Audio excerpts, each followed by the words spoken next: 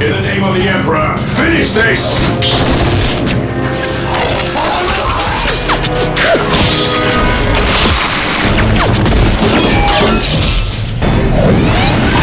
Higher ground, we'll gain the advantage!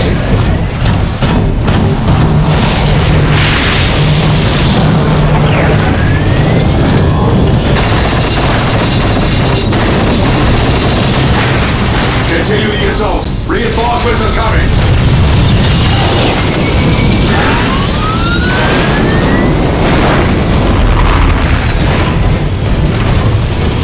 The monolith! We destroy that and this is over! Charge!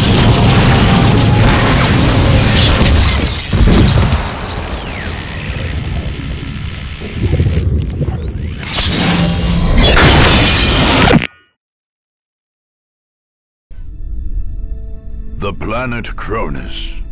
Beset on all sides by the tides of war, this once quiet colony became a savage battlefield. 7 armies clashed on this one world, each refusing to back down. Each convinced it was in the right. From beneath the sands of Cronus' central desert came the Necrons, ancient machines bent on eradicating all life. But another evil already had its eyes on the planet. From the depths of the warp, the demonic forces of chaos arrived to enforce their claim. To oppose these fearsome powers, the planet's rulers in the Tau Empire sent their elite soldiers and sophisticated battlesuits into the fray.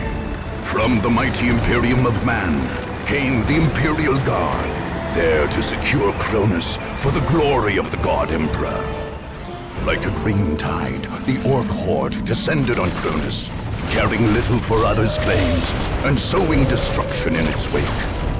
The Eldar, ancient enemies of the Necrons, emerged from their webway to pursue their own agenda on Cronus. And last came the Space Marines, finest and most uncompromising of the Imperium's soldiers. Seeing a world beset by aliens and heretics, they undertook a great purge. A dark crusade had begun. It could only end with the total victory of one of these factions, and the total defeat of all others.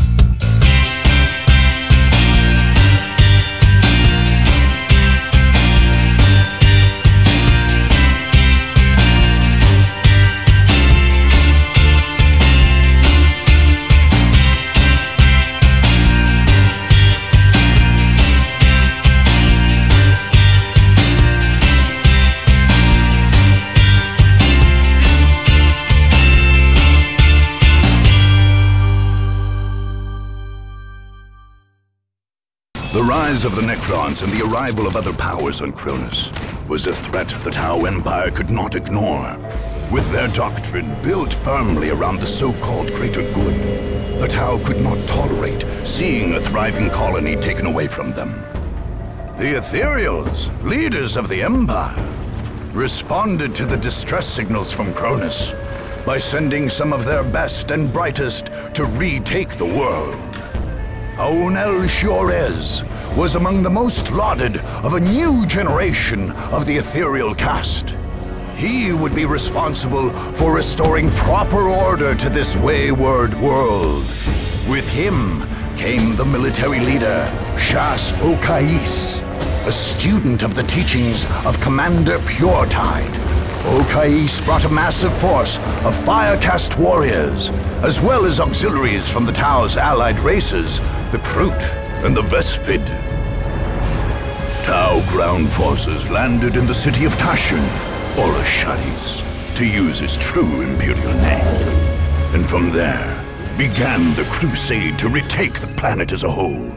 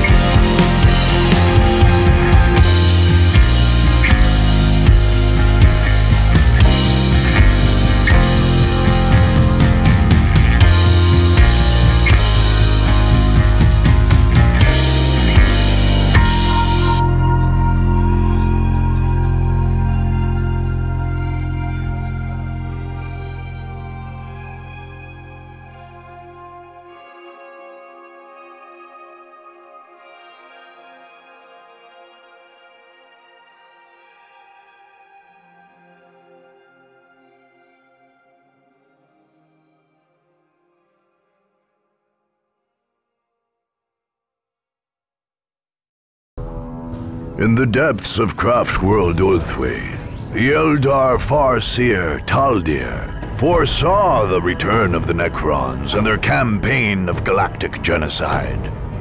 She had driven the Imperial Guard on Lorn 5 against this ancient foe, but the threat remained real. When the Necrons rose on Cronus, Taldir faced a new problem. This planet on the galaxy's edge was beyond the reach of the Eldar webway. Instead of traveling from the Craftworld via this ancient system, Taldir's forces arrived aboard her wraith ship, the Vision of Lilith. This alien vessel hid at the edge of the system while an advance party took a small shuttle to the frozen wastes of Tyria. There, they erected special gateways linked to the holds of the Vision of Lilith. The Eldar found the planet in a sorry state. The Necrons were on the march, and the assortment of other powers on Cronus could not be trusted to stop them. Abandoning her habitual manipulations, Taldir ordered her forces to begin an all-out conquest of Cronus. If none of the Mon-Kai would stop the Necrons, the Eldar would do it themselves. Eldar rely on stealth and trickery where others trust in direct force and valor. An ancient and debased people, the aliens only sully their hands in battle when they have no choice. When the Eldar's enemies at last tracked down their hidden base of operations in Tyria, the Farseer Taldir turned to a strategy of trickery. In this, she followed the ways of her ancient and deceitful race. Her forces were centered on a great reinforced hill in a remote, frozen area with very limited access. To cut off these access points, the Farseer lured Cat's Paws to Tyria. Orcs, dissatisfied with the war of Warlord Gorguts, followed advice whispered by Taldir's warlocks and camped right where they could screen the Eldar from attackers. The Eldar, nevertheless, built a substantial force of their own. Advanced webway gates allowed them to ferry troops from the Wraith ship hiding behind a holofield somewhere in the Cronus system. But these same gates were the Eldar's great weakness. If attackers could take and hold them, Taldir would be cut off from reinforcements and any hope of escape. Alone and outnumbered, the Eldar would be caught in their own trap.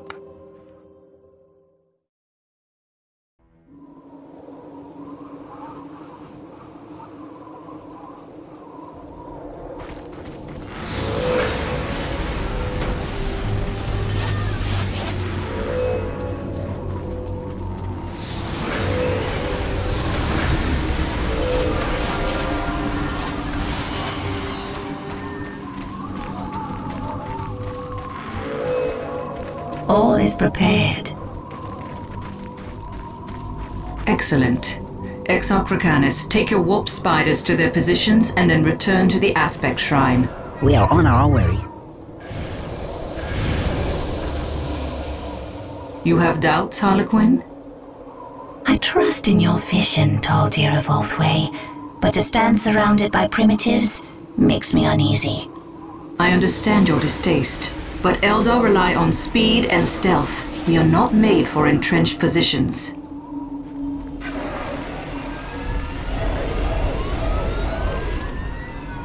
The Orcs, however, make for excellent tools. They will keep the supply roads closed and our true enemies weak. And if these attackers defeat the Orcs? I do not doubt they will overcome our Cat's Paws, but it will cost them. And in their weakened state, they will face the Wailing Doom itself. The Seer Council has named the young king. Exarch Recanus of the Warp Spider Shrine shall sacrifice himself to awaken our most powerful warrior, the Avatar of Cain. None shall escape my wrath.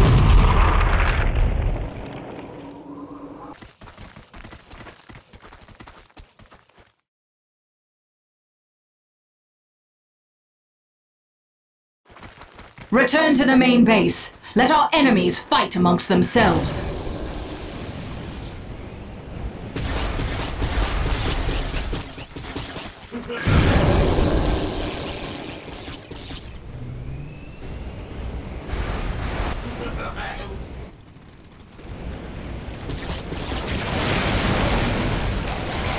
Got them! Got them all! Keep firing! Keep firing!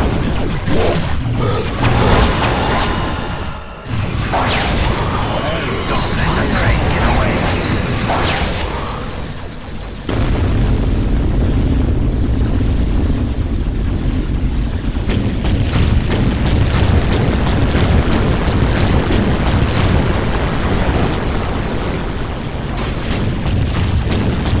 The webway is closed to us now.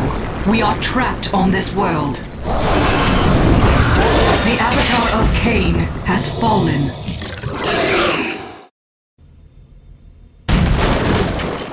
Go, all of you. Find what refuge you can in the wilderness of this world. Escape is still possible, Farseer. I do not deserve that title, Harlequin. My vision has failed us all. My fate is here, and I shall not flee from it.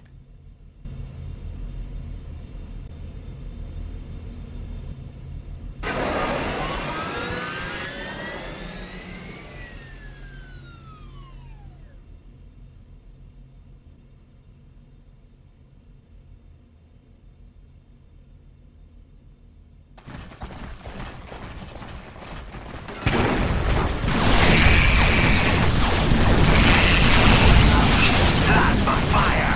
Don't let the prey get away! Eat plasma fire! Presented one of the first major clashes between the Tau Empire and Eldar forces.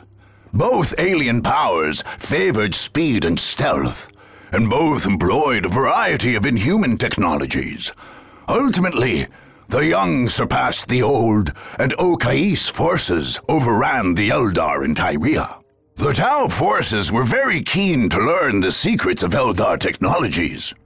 Negotiations for the release of Eldar prisoners could begin only after hostilities ended on Cronus.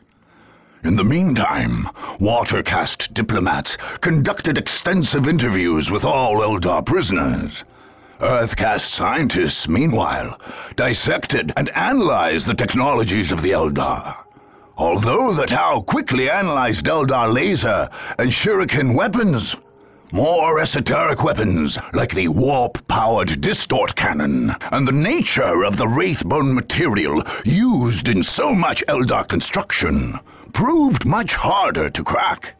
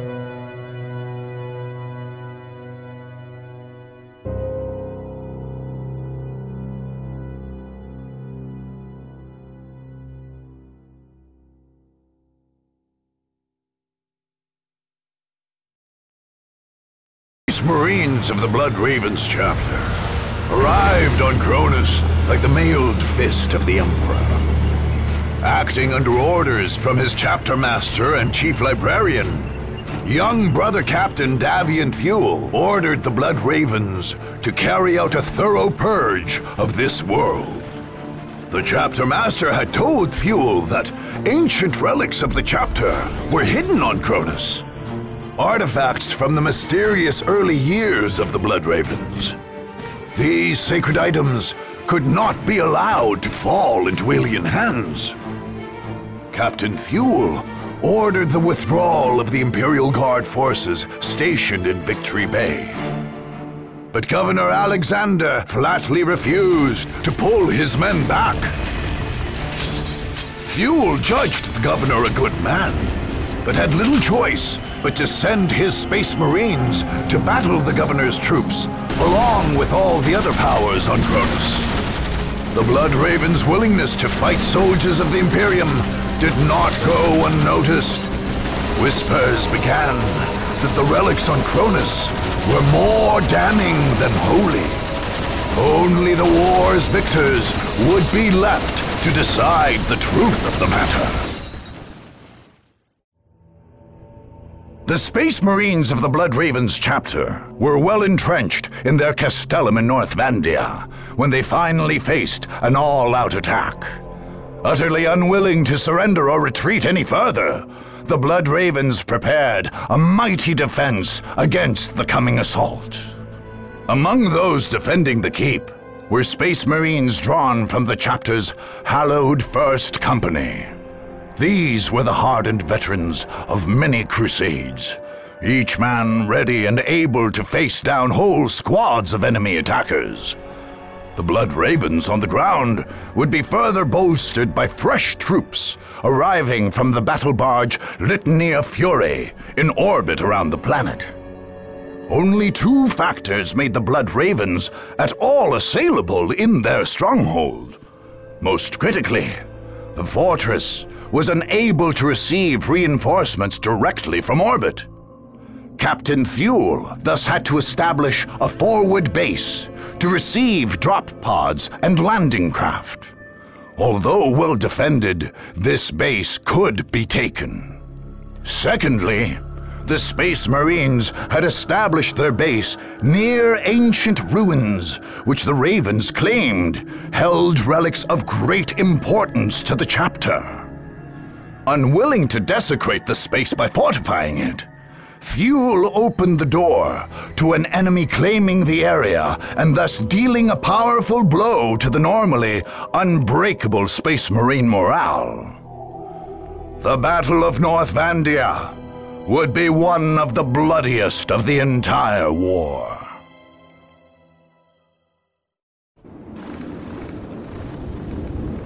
The enemy is at our doorstep and thinks he can push us off this world. He is already gloating. He can taste his victory. But what he fails to see is that we will make this his last meal. The Chief Librarian has ordered the purge of this world to protect our chapter's secrets. Are we to retreat with our duty unfulfilled? Are we to let a black mark stain the banner of the Blood Ravens? I say that we will not. I say our enemies will regret the day they ever decided to face us in battle. Our battle barge orbits overhead and will rain the Emperor's holy fury upon our opponents. More of our brothers will come to join the fight. But as ever, our enemy outnumbers us. Each of you must be an army in your own right. Veterans of the First Company, the finest of the entire chapter, stand with us. Let their valor guide your fire into the enemy's heart. Remember that we are Blood Ravens, brothers. We have all sworn to protect fonts of hidden knowledge. Each one of us must fall before handing this word to the enemy. The Emperor is with us. The unknown Primarch is with us. They have come for our blood, but they will drown in their own. Reinforcements have arrived! To battle, Blood Ravens! For the Emperor! No! We cannot fail. The gene seed must be preserved. Get Captain Fuel to the Thunderhawk. Understood. Join them, Brother Apothecary. We will cover your escape. And you? We cannot allow the enemy to claim our relics. This area must be cleansed with orbital fire. The chapter will honor you, brother. There is no honor to be had in defeat. But someone must deliver the targeting beacon. Orbital control. Lock onto this beacon and fire. Full power.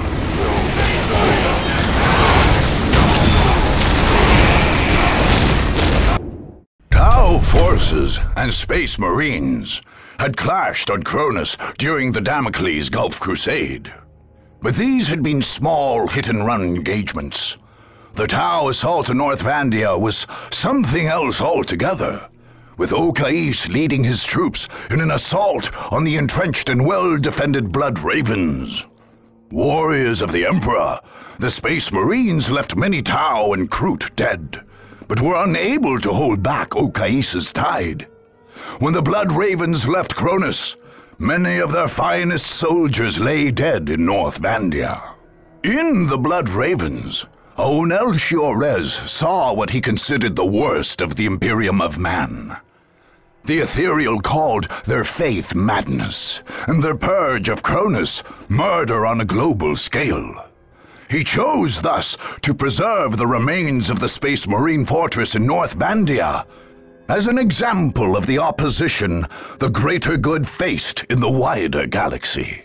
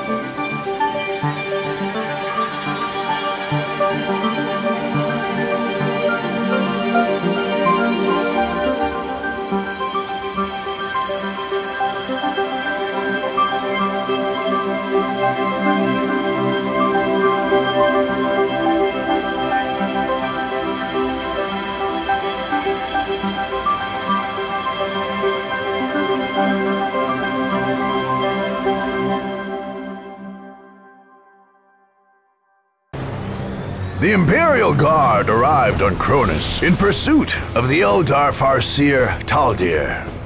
General Lucas Alexander found more than his prey there, however.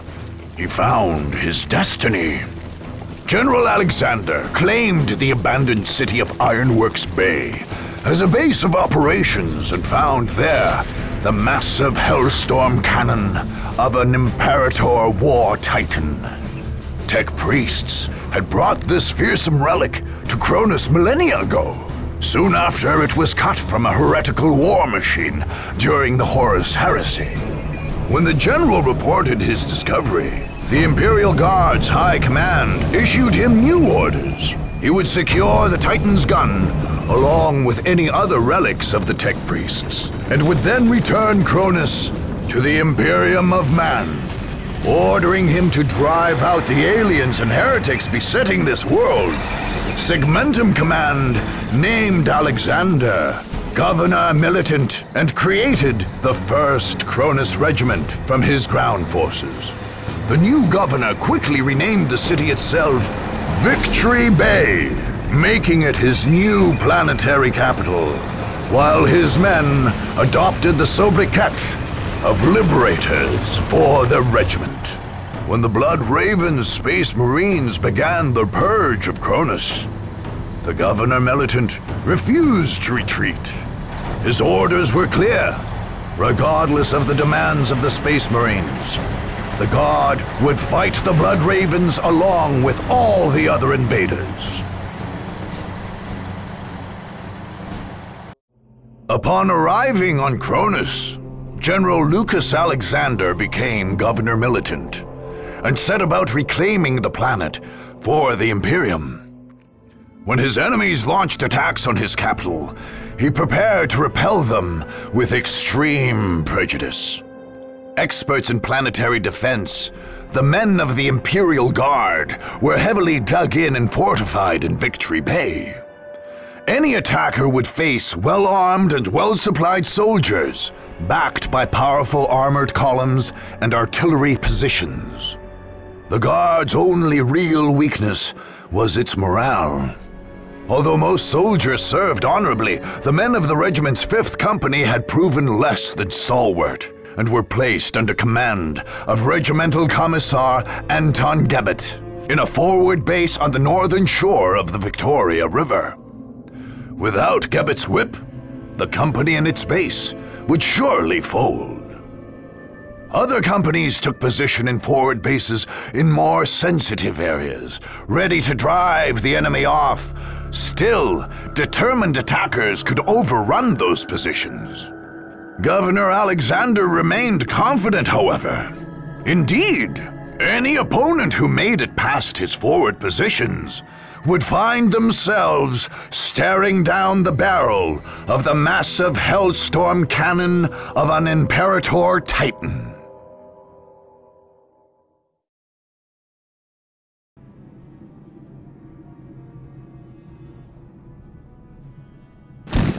Fifth Company, this is the moment of truth. You will not fear. You will not falter. You will not give a single step to the enemy. But sir... If you will not serve in combat, then you will serve on the firing line. Enemies of the Imperium, hear me. You have come here to die. The immortal Emperor is with us, and we are invincible. His soldiers will strike you down. His war machines will crush you under their treads. His mighty guns will bring the very sky crashing down upon you. You cannot win. The Emperor has given us his greatest weapon to wield. So make yourselves ready. We are the 1st Cronus Regiment, and today is our victory day.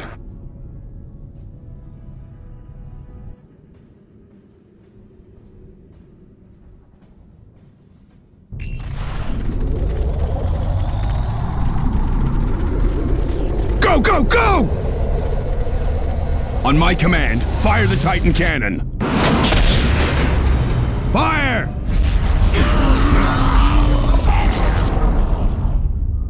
Begin recharge. I want that gun firing again.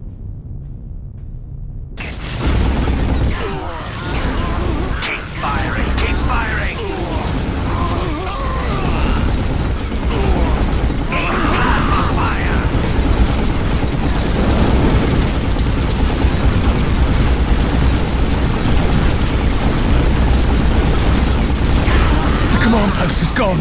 We can't hold them back much longer. We can't allow the Titan cannon to fall into their hands. Overload the core.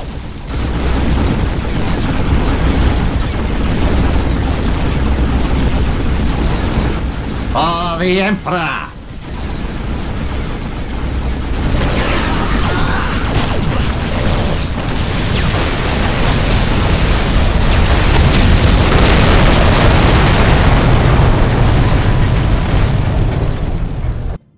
Although other powers on Cronus threatened the Tau forces there with outright extermination, the Imperial Guard forces, centered in Victory Bay, threatened the legitimacy of the Tau claim to the world.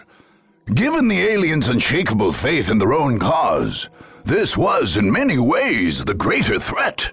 And Okais led his forces into Victory Bay as crusaders against heresy more than anything. This drive ultimately overcame the defenses set up by Governor Militant Alexander's forces.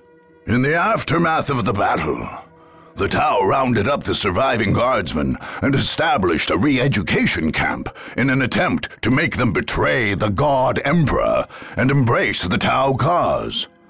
Many resisted, most notably a Kasserkin squad which managed to escape into the countryside and launch a small guerrilla campaign. But others succumbed and surrendered all they knew to the Tau. In the years to come, the forces of the Imperium would have reason to rue this last betrayal, as Tau forces struck at weak points on several planets.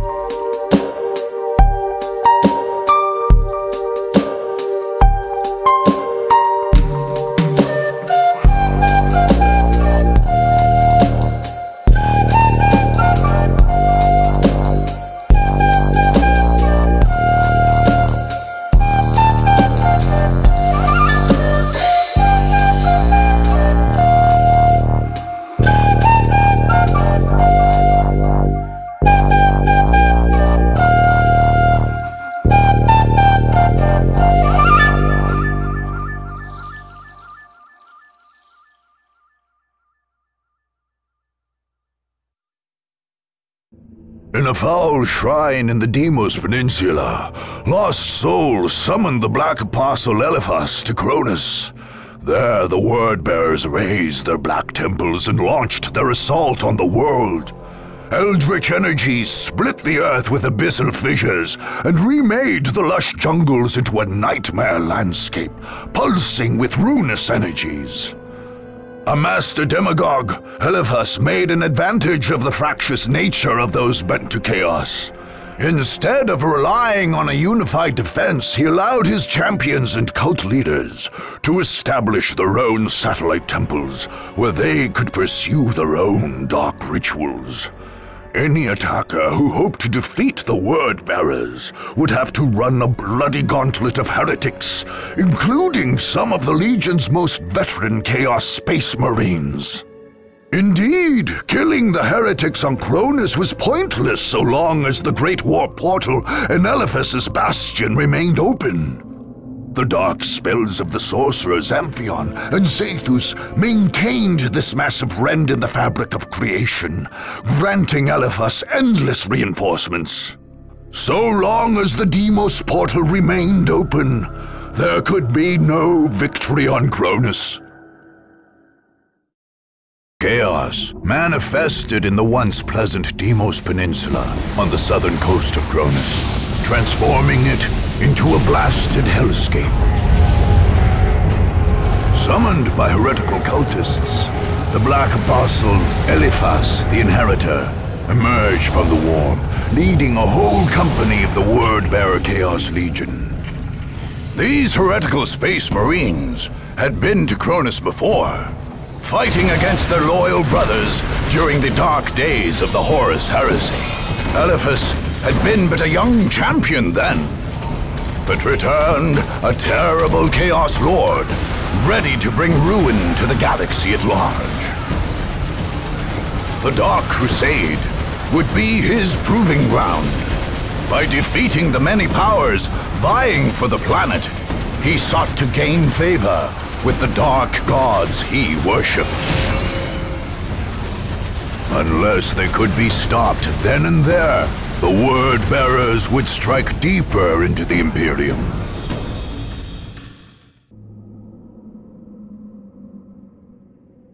With the 37 keys of Zinch, we open the way for our brothers. With the 1,000 whispers of Slanesh, we call to them. With the 12 plagues of Nurgle, we fell their enemies.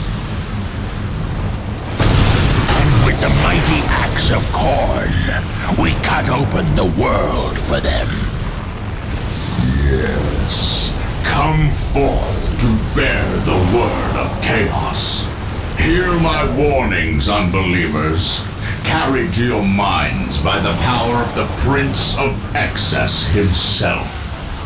We have raised altars in this land, so that we may sacrifice you to our gods. Veterans of 10 millennia of unholy war wait to grind you beneath the treads of their mighty boots.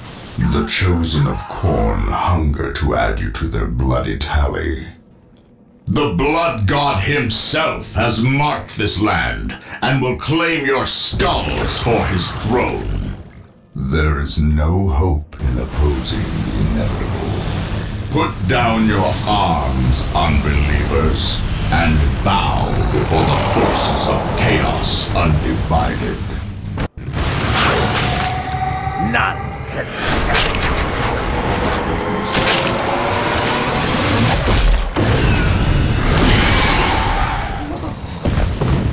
They reject the word of chaos, my lord. The faithful here are not strong enough. It is a poor shepherd who blames his flock, Apostle. This failure is yours and yours alone. No, I will not go to the Basilica of Torments again. Fear not, Apostle. The Basilica is reserved for those who may redeem themselves. No. No! You will have no such chance.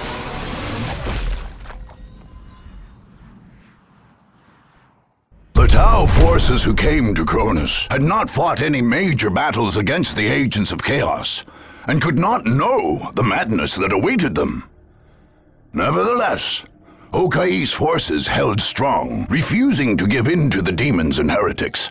The force pushed forward and finally disrupted the black enchantment that had brought the Chaos Space Marines to Cronus. Somewhat miraculously, not a single of the Tau soldiers fell into warp heresy during the assault.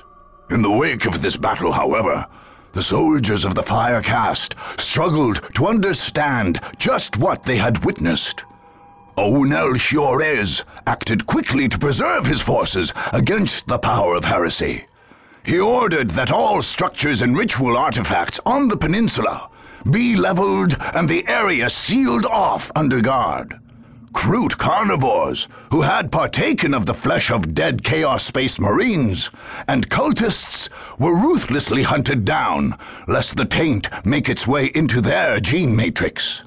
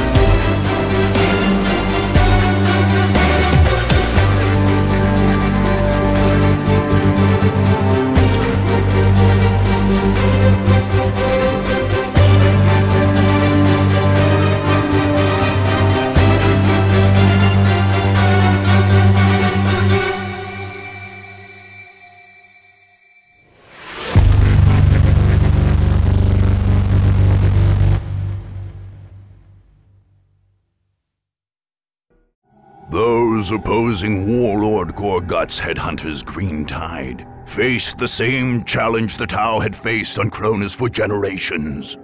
Pushing the orcs back from the deserts and cities was one thing, but dislodging them from the jungle was another altogether.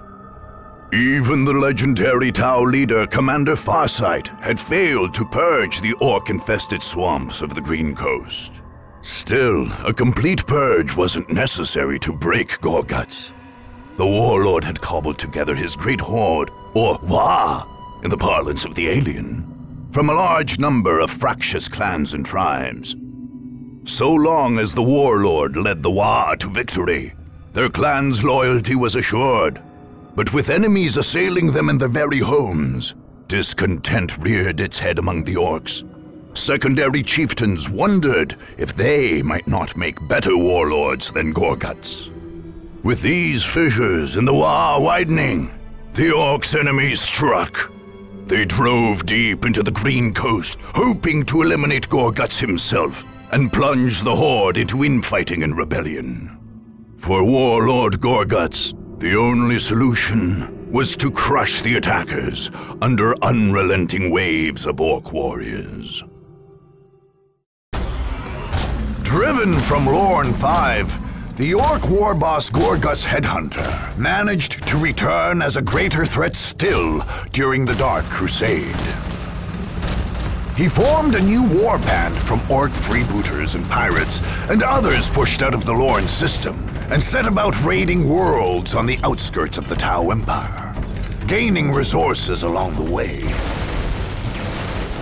When Cronus sent out desperate calls for help against the Necrons, Gorguts sent his forces to strike at a vulnerable target.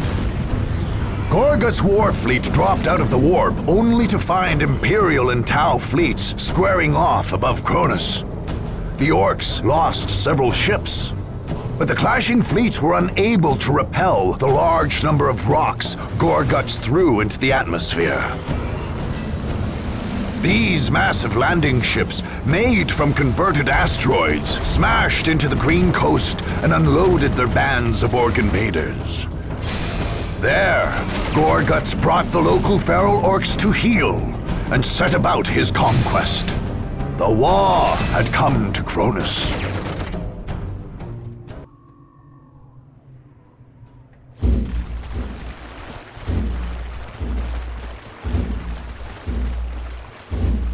You think you can sneak about without me boys seeing ya? You think you can come for me, Ed?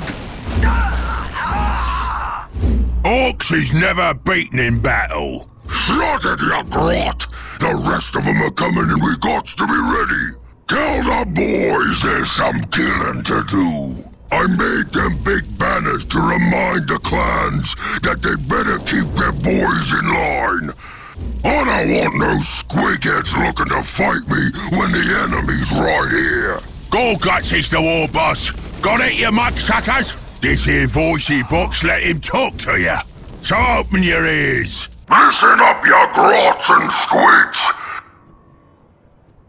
They's coming for us like we some kind of human kits, but we ain't.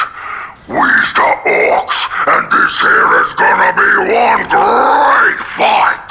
So get your choppers and your shooters ready, boys, 'cause there's some killing to do. Head Crushers, you ready?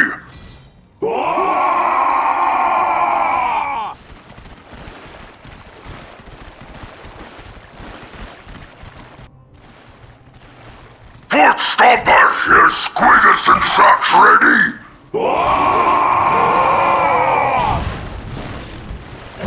Burner boys, you wanna fight?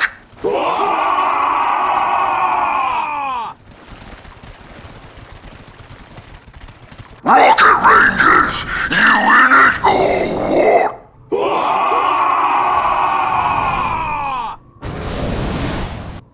And what about yous, Quick Mix? You gonna let these other runts get all the good fighting done? That's right, we gonna crush them all. This here is a right and proper war!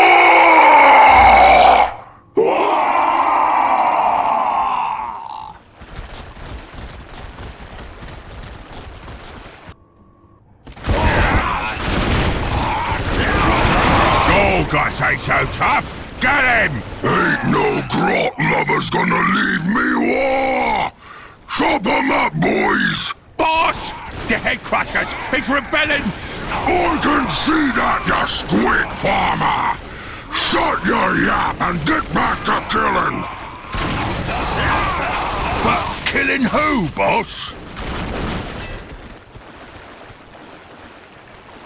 You ain't got me yet! Got me one more surprise for you. The boss? Who is getting shot up? Ain't you the master of the obvious? Use explosives. The what? The bomb, you git. The bomb.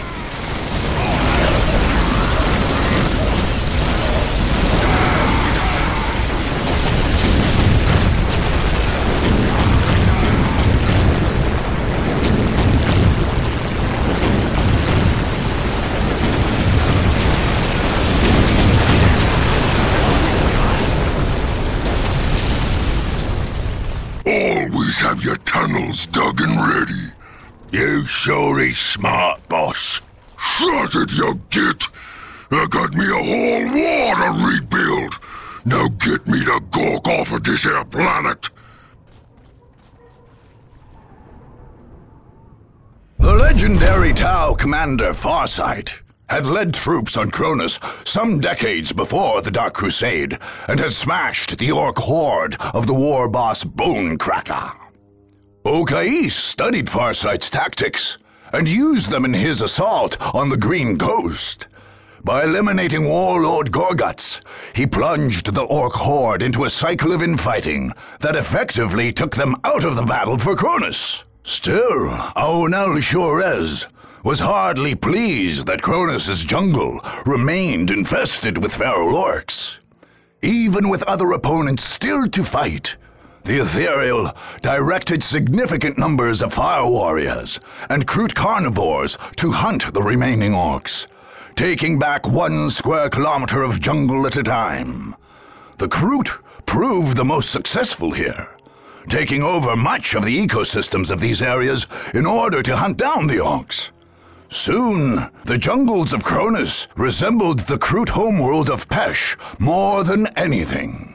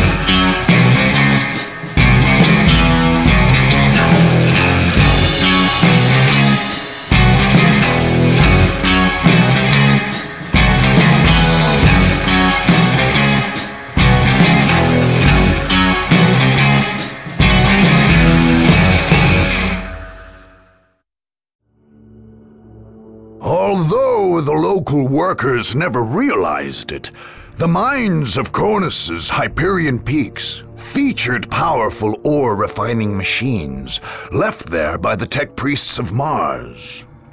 These ancient ore processing and field manufacturing plants took on a more martial aspect during the Dark Crusade.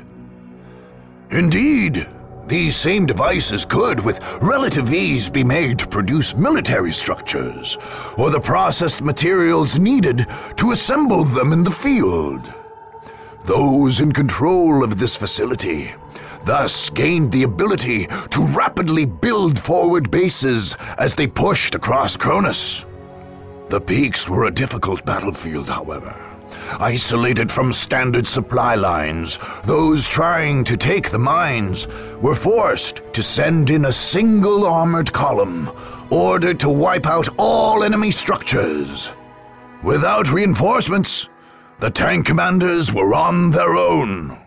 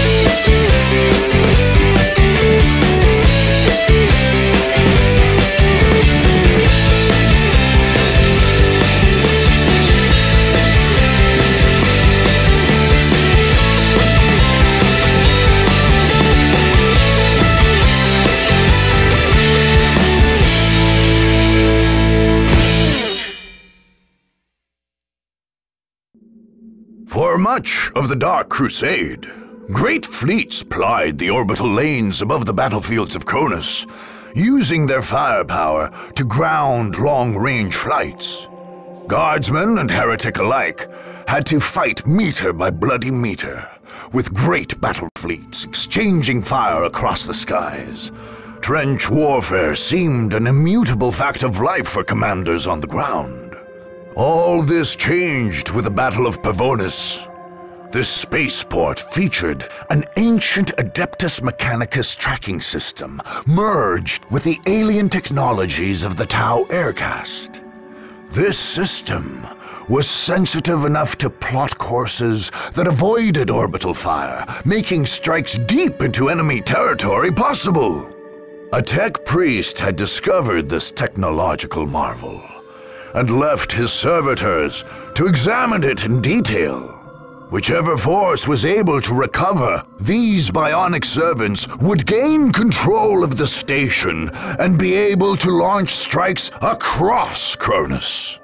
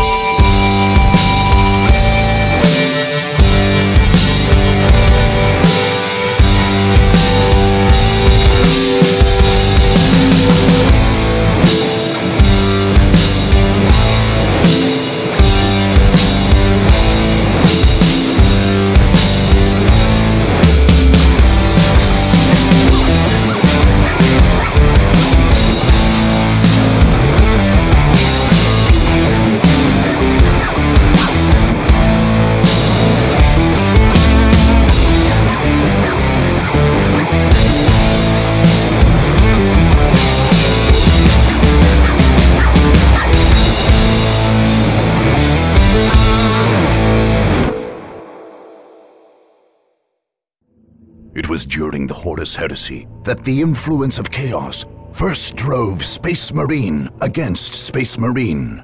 Cronus witnessed some of this terrible fighting, and the heretics of those ancient times left behind them terrible artifacts. In the desolate Ares Badlands stood one such talisman, an ancient icon of the blood god Khorne. With war sweeping Cronus once more, a demon within the icon awoke. It fed on the souls of those slain in combat, and promised gifts to whoever would slake its thirst for blood. Even the warriors of the Imperium ended up feeding the fiend as they fought across the Badlands to prevent others from claiming this prize. The faithful tried to ignore the whispers the demon slipped into their minds, but every death still fed its dark appetite. In the end, whoever controlled the Ares Badlands would gain a measure of the demon's fury, allowing them to launch attack after attack against their enemies.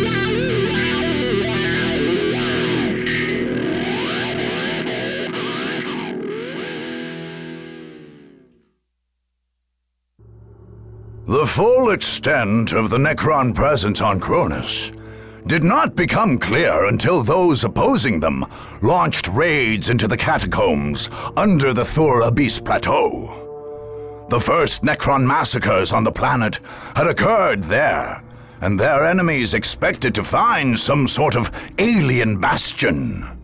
Instead, they found an entryway into the underworld. Garbled reports from doomed scouts sent into the cavernous passageways revealed a network of catacombs honeycombing the entire plateau. Some of these now stood hollowed out, while others served as staging grounds for Necron forces. Worst of all, however, were the deeper tunnels, where row upon row of Necrons still stood, slowly waking to join their lord's global genocide. The attackers settled on a dangerous gambit. A strike force would enter the catacombs and plant a massive explosive device deep in the main cavern. An explosion there would collapse the entire network, crushing or sealing off the legions of still dormant Necrons and shattering those already risen. It remained to be seen if anyone could deliver this device, much less escape in time to continue the fight across Cronus.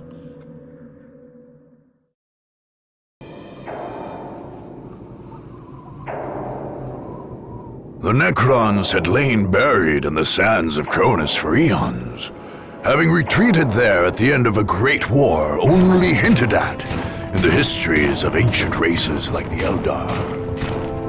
Long before man even stood upright, the Necrons and the Dark Gods had retreated to their tomb worlds. But their slumber was not eternal. Eventually their genocidal deities awoke them again, driving them to purge the life that had spread across the galaxy during their sleep. On Cronus, this awakening came when an archaeological team opened a mysterious crypt on the arid Thor Abyss Plateau. Most of the team died, but expedition leader Thomas Maccabee somehow became one of the mysterious Necron pariahs. Seemingly retaining a hint of his personality, he occasionally spoke for the Silent Army as it advanced. The Necron Lord of Cronus, the most ancient and powerful of the deathless creatures on the planet, promptly launched a campaign of extermination. His loathsome god, the Nightbringer, hungered for the deaths of all those on Cronus.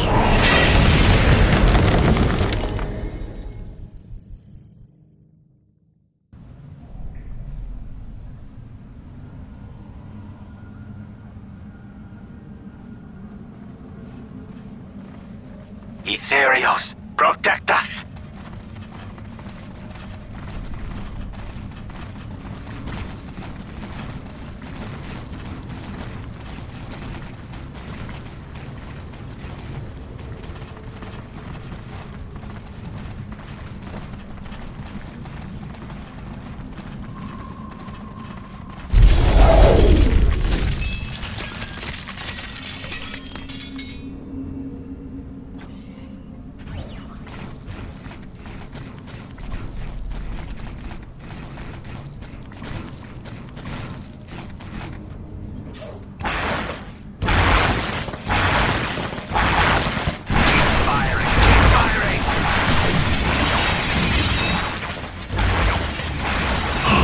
Creatures, at long last you have found the tranquility of death. I was like you once, clinging to life and blind to the truth. When I uncovered the truth, I too shuddered and paled with fear. Deep in these catacombs, I was remade. Here, my brethren slumbered for eons, while the living grew like weeds. My lord knew this day would come. He had plans for us all. We would purge this world once more. So come, poor victims of life. We will grant you tranquility in these crypts. Cronus will be a tomb world once more.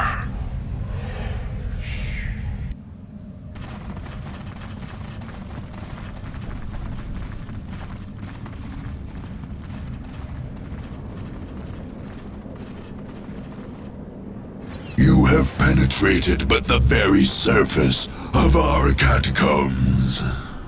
Our duty calls, Shazla.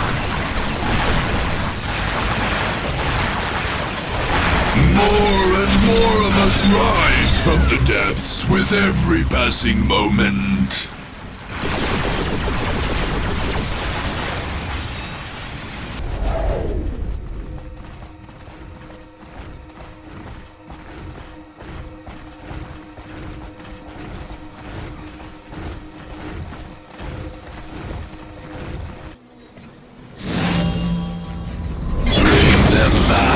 My lord, the living are escaping.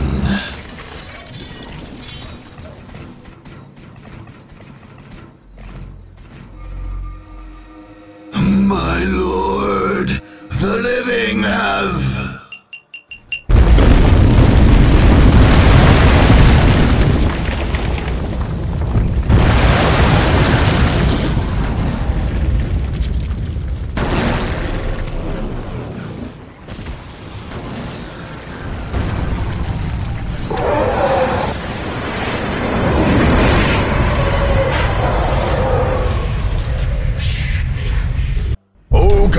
drive into the Necron catacombs relied heavily on the stealth and speed of his forces to deliver a fusion bomb to the heart of the deathless enemy's power. His gambit succeeded, although he left many soldiers behind him. In the wake of the battle, Onel Shorez directed the creation of a vast research complex on the Thur Abyss Plateau.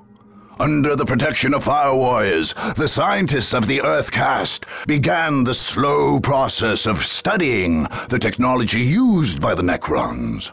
The few pieces of Necron weaponry and smashed warriors that did not fade out of existence were subjected to very close scrutiny indeed.